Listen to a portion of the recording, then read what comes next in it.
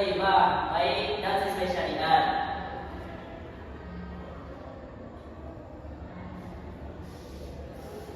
Dua cara yang dikenal dalam Islam itu cara mengkonsumsi hewan, yaitu yang pertama pemeliharaan hewan, yaitu kita sendiri, yang kedua yaitu perburuan hewan liar.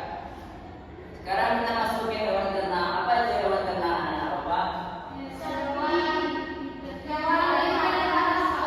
Ya, hewan ternak ialah hewan yang bisa dipelihara manusia dan bisa digunakan manfaatnya seperti kekuatannya, tuh kulitnya, daging, susu.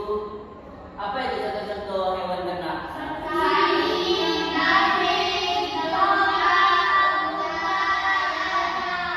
Ya benar, itu adalah cara contoh-contoh hewan ternak. Cara penyembelihan hewan ternak itu yang pertama disembelih oleh orang Muslim. Yang kedua menggunakan alat tajam. Tujuannya menggunakan alat tajam supaya hewan itu tidak merasakan tersiksa jika menggunakan alat yang tidak tajam. Misalnya kalau nggak tajam tuh tersiksa, hewannya merasa kesakitan. Yang ketiga yaitu memotong satu alat makanan dan nafas dan dua urat nadi. Dan yang keempat mengucapkan Bismillah, Allahu Akbar. Yang kelima, hewan masih hidup saat disembelih dan tidak menyiksa hewan sebelum mati. Maksudnya ialah kita tidak boleh mengambil sebagai daging hewan karena hewan itu belum mati, belum disembelih. Itu bisa menyebabkan hewan itu tersiksa.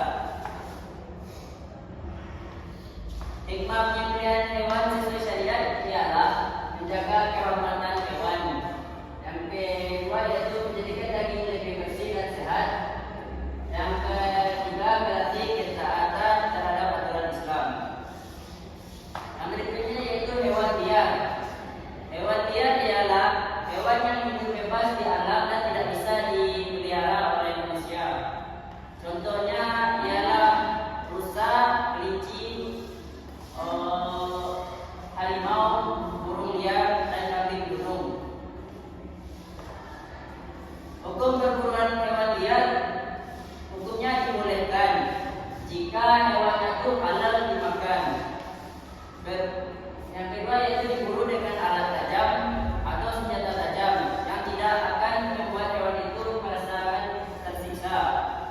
Yang ketiga, yang keempat yaitu saat kita melepaskan senjata tajam atau alat tajam kita ucapkan basmalah saat melepaskan senjata. Dan yang kelima yaitu hewan itu mati karena alat senjata kita tadi. Larangan dalam berburu yaitu memburu hewan haram seperti babi, anjing, elang, dan harimau. Terus yang kedua, berburu tidak boleh hanya untuk main-main. Itu yang ketiga, menyiksa hewan saat berburu, sama aja dengan berburu hanya untuk main-main.